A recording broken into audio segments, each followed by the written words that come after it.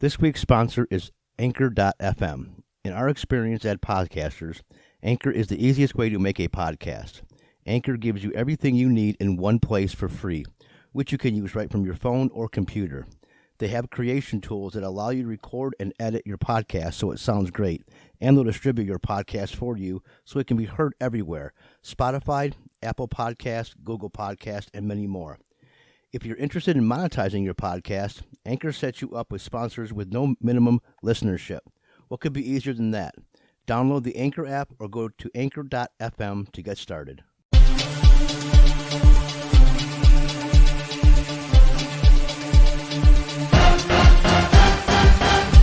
The Chains of Reason podcast, where we link the chains of reason that affects our daily lives in society and culture, including, but not limited to, sports and politics.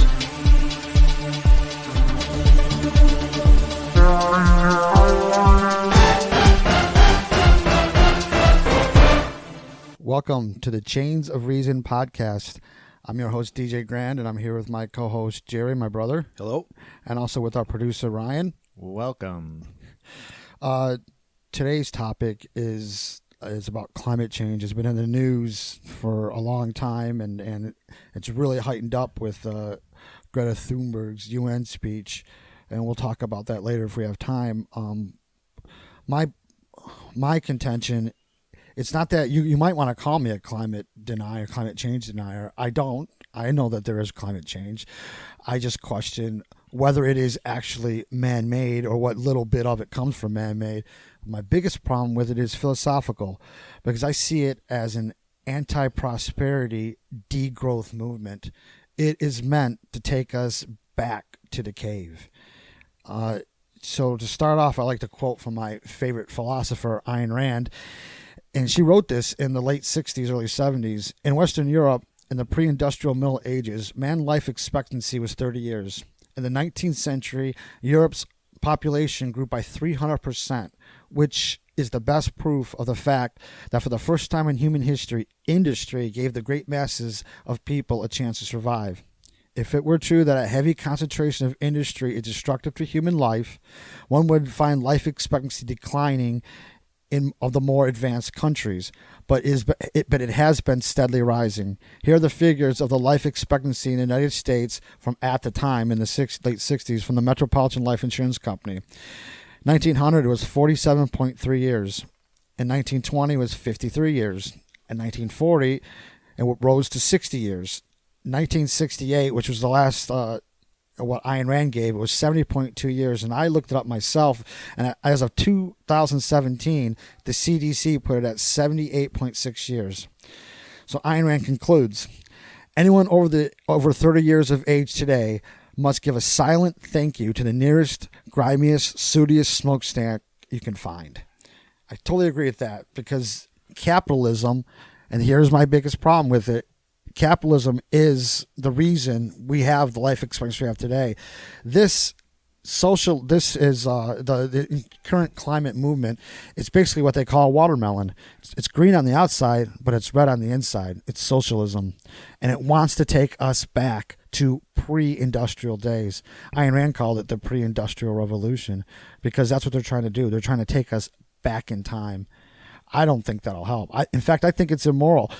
The point of morality is, or first you have to have a standard of morality, and that standard is human life, humans.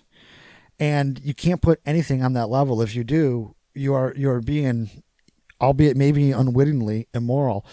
It's why PETA, just for example, when they say that a dog, a cat, a pig, a lamb is a child, that's immoral, because it puts animals on the same exact level as human beings. And I understand they're coming from, it's another emotional philosophy, utilitarian philosophy. It comes from the heart. It doesn't come from the mind. But the truth is, to be moral, you must look out for humans. I mean, that is the advancement of our human species is the point of morality. And that's not what climate change is about. Climate change goes against human morality. They want us to go, they don't care about our life expectancy. They don't care about comfort. They don't care about what capitalism and the so-called climate change has done to us. In fact, they think that air conditioners are bad, and in the African nations and sometimes the tropical nations, babies are born needing incubators. Those incubators are run by generators. The climate change people say, nope, you should shut those off at nighttime. You should, or during the daytime when it's the worst. And if they suffer, they suffer. You need to save energy. That right there should tell you it's an anti-human philosophy. I agree with you. I mean, I can't say anything to disagree with it. If we go to Alexandria Ocasio, is it Ocasio? Yeah, I can't pronounce her name. Cortez, AOC. Her new Green Deal, that is nothing but socialism hiding behind the environment, just like I said about the watermelon. They want to take over the economy. They want to get rid of all private industry whatsoever because they don't think humans can do it voluntarily. They think they're the ones that control the environment and the economy. I find it kind of illuminating that they always preach about science, and I'll get later to that. Sometimes I think their science isn't exactly as clear as they claim it to be, but they don't care about economic science, because economic science will show you that every single social society has caused mass starvation, has caused human suffering. They don't care about that economic science at all. In fact, they just push it aside. They think that it'll work this time. I even heard in college, my college professor, who claimed to be a communist, said that communism has never really been ideally enacted in the world today. It's always been mistakes. It's always been led by corruption. Well, that's what happens in socialism. Funny you bring that up, because about 2 weeks ago I was in Speedway, and their cashier was a kid in college and was talking to another customer and said, if communism's done the proper way, it's the best form of government. That is absolutely false. And communism done the proper way is exactly the way it was done in Soviet Union. You brought your professor, made me think of that. So our younger generation is being manipulated. They're being indoctrinated. That's a better and word. no, if I could say the same thing about capitalism. I could say that ideally capitalism has never been properly done. Right now, we don't truly live in a capitalist society. We live in what's called a mixed economy. A lot of freedoms, but some controls, and the controls are growing more and more each year. And soon, if the so-called democratic socialists get their way, we'll have no freedoms, and it'll be all control of the government. And they're using the climate control to do just that. Well, it goes. I think that's the perfect metaphor of the watermelon. It's green on the outside, but red on the inside. They want socialism. So, what are the people that don't believe in it? Don't believe in climate change? Yeah, there are those people. I totally agree with you, and there are people that actually are like trying to do. They're running country, like in the office and stuff, so it's kind of crazy to think about that. Well, the ones that don't, like Trump, he's getting just heckled for saying it's a hoax, it's not true. The media is killing them. So if any politician comes out and says that, they're going to be destroyed. Look, try to be. Yeah, the media is going to basically say, whatever, like they're doing the Trump. You're ignorant, you're ignoring, you're just a little girl. And really, that's what you're talking about. It is meant just to conjure up fear. Here's another philosophical problem I have. They always claim that there is a consensus for climate change. In what other scientific endeavor do you need a consensus? 1 + 1 = 2. That's a basic scientific fact. Do I need a consensus to say that's true? Do I need to go around and make sure 97% of us believe it's true to say 1 + 1 = 2? That is a horse hockey argument. It's based on emotion. It's Chicken Little. The sky is falling. The sky is falling. I mean, that was written a long time ago, and whoever wrote that, I don't even know who the author is. Maybe it was Hans Christian Andersen. I don't know, but it's totally applicable. They think the sky is falling. Have you watched the Weather Channel lately? I have the Weather Channel app. Not their shows. I'm talking their forecasts and their Oh, I forget. they are so. I know for a fact. That's why I stopped watching them. They're climate change. Try and tell them that climate change doesn't exist. You won't even be allowed to speak. They'll cut. I've seen it happen. They cut you. They cut the guy off, and one was a former meteorologist for the Weather Channel. She's no longer working with them. She was fired. Well, let's go a step further. The guy who started the Weather Channel, doesn't believe in climate change either, Correct. and he's out of it. I did not know that. That's pretty crazy. Oh yeah, well, and it all started with the whole global warming. I don't want to ruin it because you're going to bring that up here because it's changed every so often as far as how they term it. Well, since you brought that, we can talk about that now.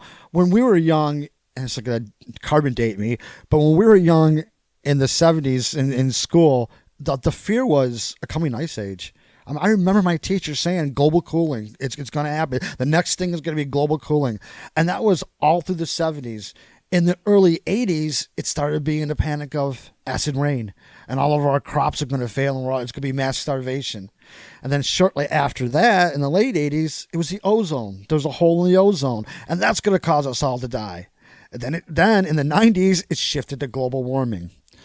When they finally figured out that all of these things aren't coming true, that you can't pin it down like that, they conveniently call it climate change. Well, the global warming didn't work out too well for them. Well, because did the planet global cooling? wasn't warm. Well, same thing. It was reversed. It wasn't happening. Now, climate change, that always happens. But whenever you watch these weather, even our local weather, you've seen back in 1890 was the last record, right? Yeah, okay. Well, what happened in 1890?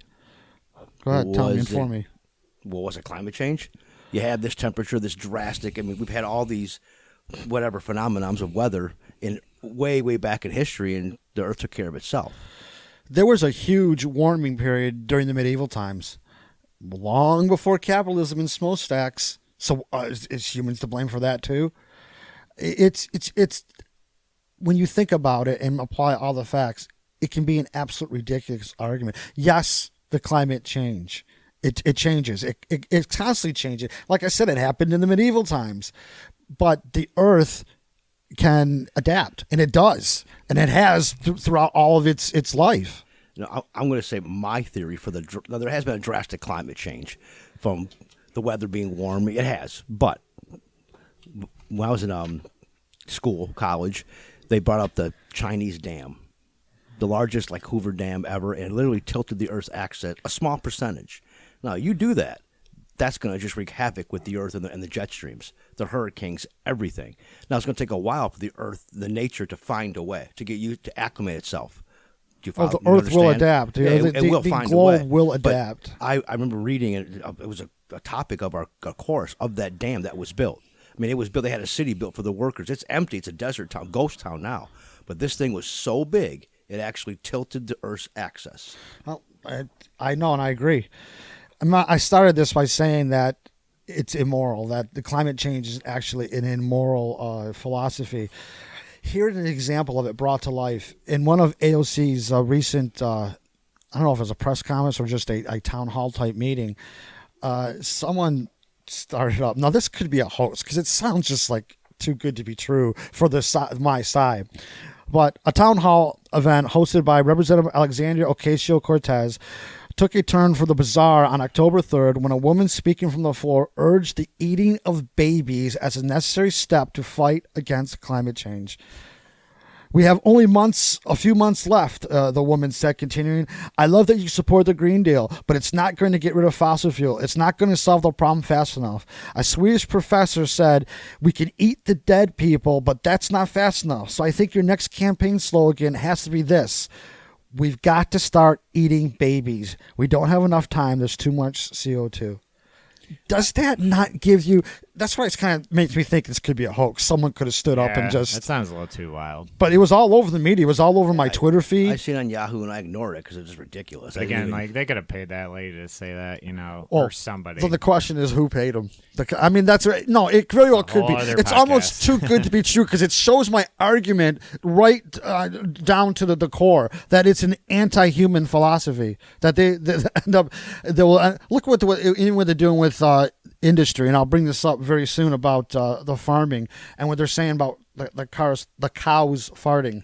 They want to cut down cows, which means cut down to eat meat, which means starve the people. just because cows are farting. It's an anti-human philosophy. It's against prosperity. I don't know the science behind. I thought that was debunked though. The cows farting kind of deal. Well, it's kind of led to this whole plant-based meat thing now. Yeah. That whole. So I'm not sure if it was debunked, but that whole fear, which is driven now, meat prices have just dropped drastically. Farmers of cows in Texas are really going out of business because of this whole plant movement. Of the scare. Well, since you're bringing the farmers up, this is from The Blaze. Farmers, tired of being blamed for climate change, drive tractor convoy to The Hague, causing record-breaking rush hour in the Netherlands. Farmers in the Netherlands are ticked off over claims that they should be held responsible for nitrogen oxide emissions. So much so that police said 2,200 joined a convoy of tractors storming The Hague in the protest. In the midst of the country's efforts to curb carbon emissions, it met the government's goals. Members of the ruling party have floated a mandate for reducing the number of livestock farmers are allowed to raise, even suggesting cutting herds by 50%, and producers aren't having it. It's supposedly all the tractors backed up and caused a hell of a rush hour. But there is my point. That's exactly what I was trying to say about what the farmers and the cows. They're blaming the farmers, which is blaming industry, and it is agriculture was the first step that got us towards a prosperous civilization. If there was no agriculture, there'd be nothing but mass starvation. And there goes that life expectancy. The whole farm industry. Absolutely. Without agriculture, we will not live. But again, aren't we overindulging ourselves with too much of that? Again, with like cars, how much we have and everything like that. It's crazy. I mean, you can get anything anywhere now. I agree that you can get anything anywhere, but how is a further expanding lifespan overindulging ourselves? The ones who are overindulging themselves are the hypocrites who claim to be against climate change, yet they fly to these climate conferences in their jets. Yeah. Look at both Al Gore, who claimed that the sea is going to rise, bought beachfront property. Hypocrite. And Obama's just bought some in Martha's Vineyard. They were also against this. Hypocrites. Why don't they practice what they preach? But that's, again, like, those are like single individuals, which, again, they obviously influence a bunch of people, but it's the masses of so much of what we're doing that it's not an easy thing to fix, but Well, the question is, does it need to be fixed? Now I admit, true, because CO2s it's are almost rising. a conspiracy, Yes, So. CO2s are rising. There's no doubt about it. Yeah. But is it rising at such a level that we're willing to give up our lifestyle? Even all these, they had that youth climate protest the other day, which I think is preposterous. They're being told to go out and strike. But even then, I would like to ask those children, are they willing to give up their iPads? Because it's capitalism that made those iPads. For sure. It's fossil fuels that help Don't capitalism need out. 'em. How about their iPhones? I mean, just the luxury of their lifetime. Our kids are the most spoiled in the history of civilization. Well, even like cars and like transportation, if there was like some way it could be like a massive, I'm glad you brought that up because I think they want us to go back to the horse and buggy days. That's a problem. Yeah. Because it takes 'cause you like can't. 8 days to get from here to Flint. Worse than that, it's immoral. And the reason why it is moral, No one would be able to do that. No one would be able. Besides that, look, the cars made it life expanding. Well, I was gonna and the bring it reason up. why it made it life expanding, and this is my argument of the whole debunking the climate change, the reason why it's life expanding is what, as Jerry said, if we took a horse and carriage and just drove it 10 miles, it would take a very long time. When in a car, it takes 10 minutes. And therefore takes away time that we could put towards industry, towards growing, towards prosperity. But cars don't always have to be fueled on fuel. Theoretically, but they also, even those ones that you're talking, that I assume you're talking about the electric ones, where do they get their energy from? Where do they get electricity from? The sun. That is not reliable. It's not sustainable. But not just that, and no one thinks about this. Right now, there's a huge gasoline tax in Michigan. Mm-hmm. So if you get an electric car, the state of Michigan loses that revenue, how are they going to make it up? They're going to make it up. Yeah. We're talking billions from, and that's wrong for as high. I think we're the highest state in the union with the gas tax. So how would they make it up? I don't know. Okay, if you have an electric car, the DOT, the Secretary of State, will send you a bill for every mile driven. So It will even if you didn't pay any, If you bought the car, this electric car, all right, they would. You can track your miles. How they track your miles? Everybody has to put in those little progressive, little safety kind of things. you don't have to. I don't have one in my car. You don't have to now, but when it becomes when it do becomes have an to issue, yeah. because the government says if you have an electric car, we have to track these miles, and it's 50 cents, well, whatever, 37 cents a mile, like the gas tax. Yeah. And you get a bill every month.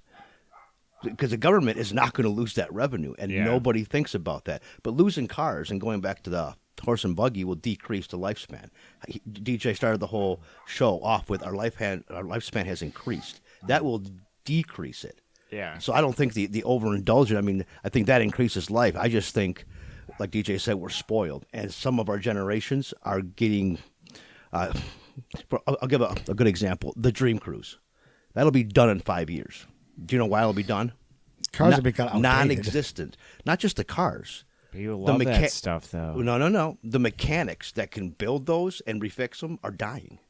And the younger generations have no interest in learning how to repair it. Yeah, because the thing now is take it to the station, to the dealer, and get it repaired.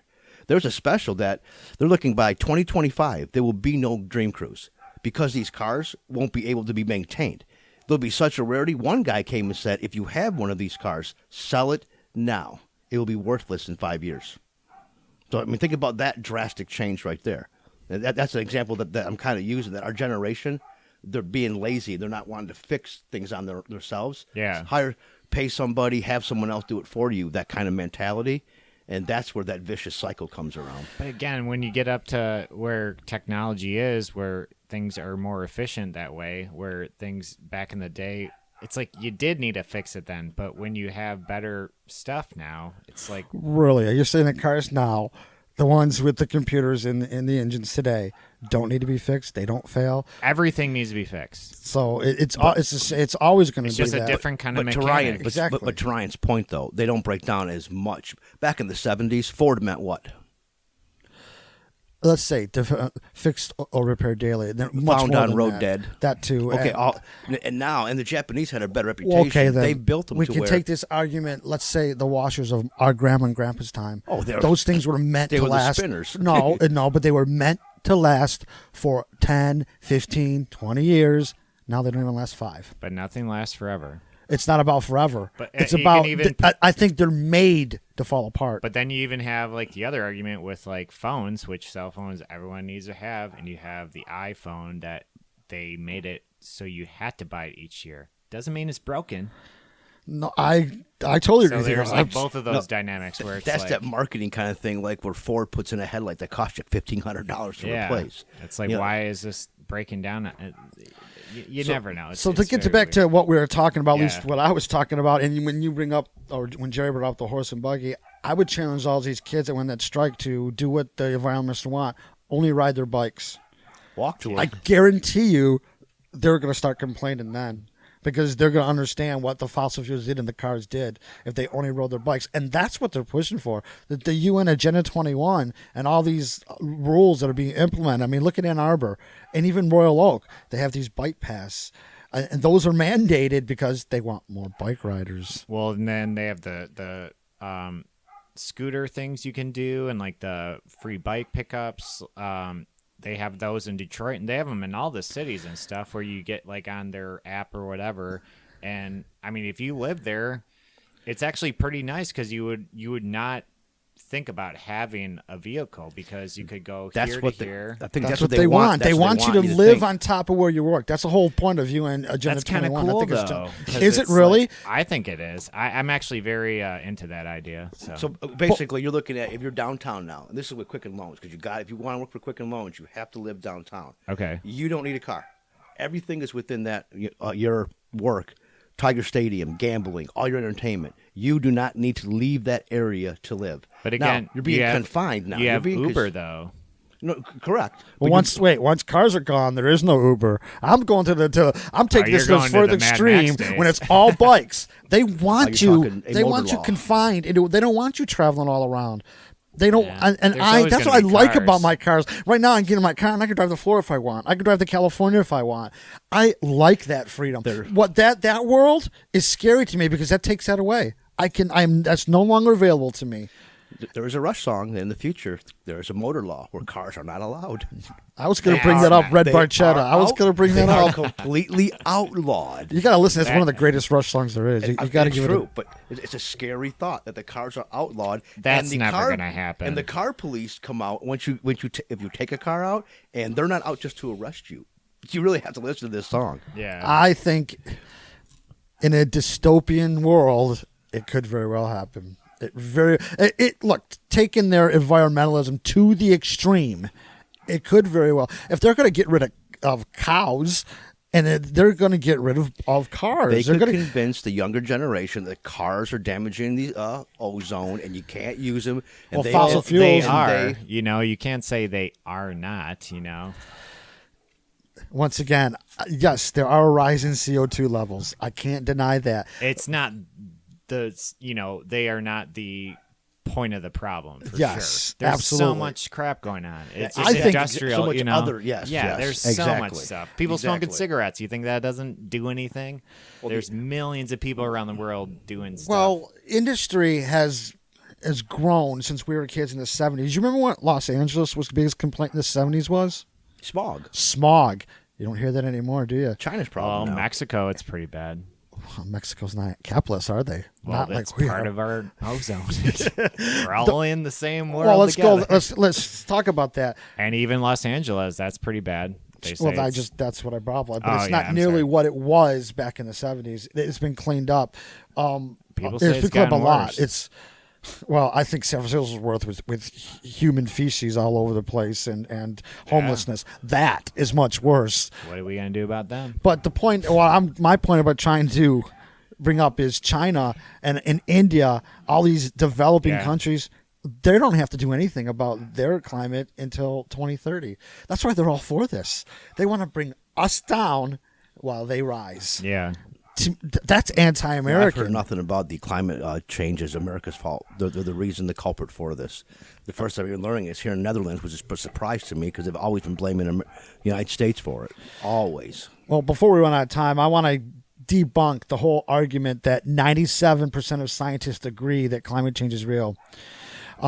There's a great book by Alex Epstein who wrote The Moral Case for Fossil Fuels, and I recommend anyone to go read that because it'll lay out how my argument that fossil fuels are life-preserving, life-furtherance, and therefore moral.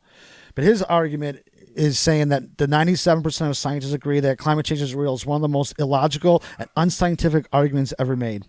The argument takes climate change out of context. Yes, there is a side effect of an increase in CO2 gas, but the benefits far outweigh the side effects. The benefit of cheap, plentiful, and reliable energy that makes modern life possible, and at a scale no other energy source can match, and that's what has brought up the solar and wind. Saying 97% of scientists agree that climate change is real tells nothing about the meaning or the magnitude of climate change. It could be a mild, manageable warming or a runaway catastrophic warming. The fallacy of equivocation is what is at play here, using the same term in different and contradictory ways. Fossil fuel opponents don't want anyone to know the real magnitude of climate change because the fear would be in losing the benefits of fossil fuel in modern society instead of a warming climate. And that's what I was bringing up, the iPhones, the phones, the cars. In Indonesia, in 2014, John Kerry said 97% of climate scientists have confirmed that climate change is happening and that human activity is responsible. Later in this same speech, he said, scientists agree that the world will change and that it will change for the worse. The problem is 97% of climate scientists never said any such thing. One of the main studies justifying that very claim was done by a man named John Cook. a climate communications fellow for the Global Change Institute in Australia. And, quote, Cook et al. Found that over 97% of papers surveyed endorsed the view that the Earth is warming up and that human emissions of greenhouse gases are the main cause. Main cause means over 50%. However, the vast majority of those papers that he's citing don't say that human beings are the main cause of recent warming. One analysis showed that less than 2% of the papers actually said this.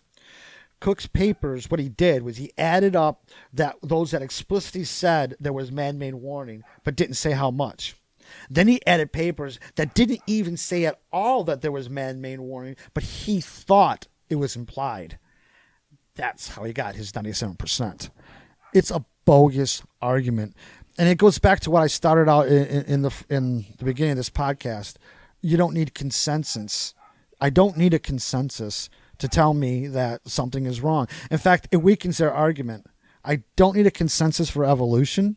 I don't need a consensus for the basic 1 + 1 = 2. All I need is reality and the facts.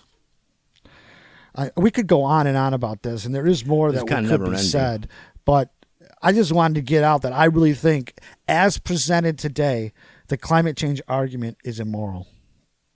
You guys got anything else to add? I agree. I mean, I can't say anything that would support it. Talk about it for hours. I agree. Until climate change happens. I want to thank everyone who does listen to us so much for listening to the Change of Reason podcast. You can visit our website at thechangeofreasonspodcast.com. You can get in touch with our email at changeofreasonspodcast@yahoo.com. This is the Change of Reason podcast asking you, how can anyone be enlightened when the truth is so poorly lit?